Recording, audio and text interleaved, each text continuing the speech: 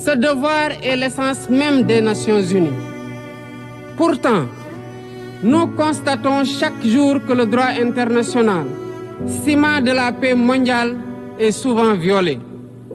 Des résolutions adoptées par cette Assemblée sont ignorées. En tolérant ces violences répétées, nous foulons aux pieds les principes de la Charte des Nations Unies et sapons les fondements même de cette maison de la paix. Jamais les fondements des Nations Unies n'ont autant vacillé qu'en ces temps de violence et de peur et d'incertitude. Si nous voulons éloigner le spectre de la guerre et œuvrer à l'avènement d'un monde meilleur, alors il est temps de changer les paradigmes. Il est temps de remettre l'humain au centre de l'agenda international, comme nous y invite le thème de cette session. Monsieur le Président, Mesdames, Messieurs, nous ne voulons plus fermer les yeux sur la tragédie qui se déroule dans le Sahel. Des groupes terroristes sèment la terreur, pillent, tuent les populations civiles innocentes.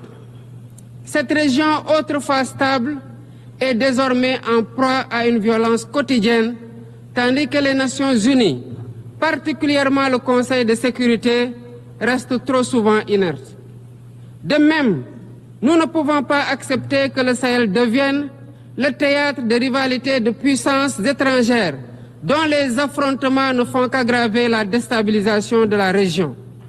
Je dois rappeler ici que la paix et la sécurité de l'Afrique sont indissociables de la paix mondiale.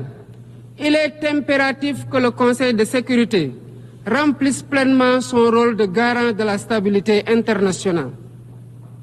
J'exprime à nouveau la préoccupation du Sénégal face à la situation tragique qui perdure en Palestine.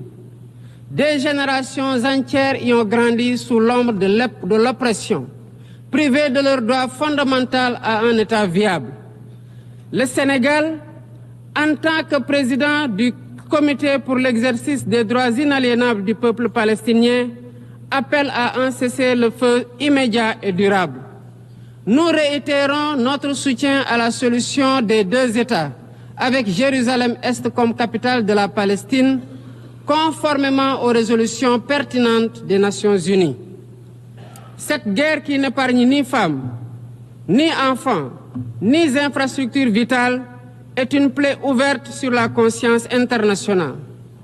Il est impératif que le droit international humanitaire soit rétabli dans toutes les zones de conflit et que les Nations Unies jouent pleinement leur rôle de médiateur et de garant de la paix. Mesdames et Messieurs, la paix n'est pas seulement l'absence de guerre. La paix, c'est aussi la possibilité pour chaque être humain de vivre dans la dignité, de se nourrir, de se loger, de s'éduquer et de recevoir des soins.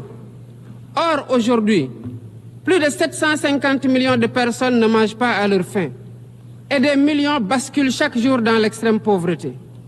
Ces chiffres éloignent de plus en plus le monde des objectifs de développement durable fixés pour 2030. Nous ne pouvons plus accepter que les mécanismes de gouvernance mondiale continuent de reproduire ces inégalités. Il est alors temps de rompre avec la logique du chacun pour soi et de bâtir un nouveau contrat social global fondé sur la solidarité et la coopération.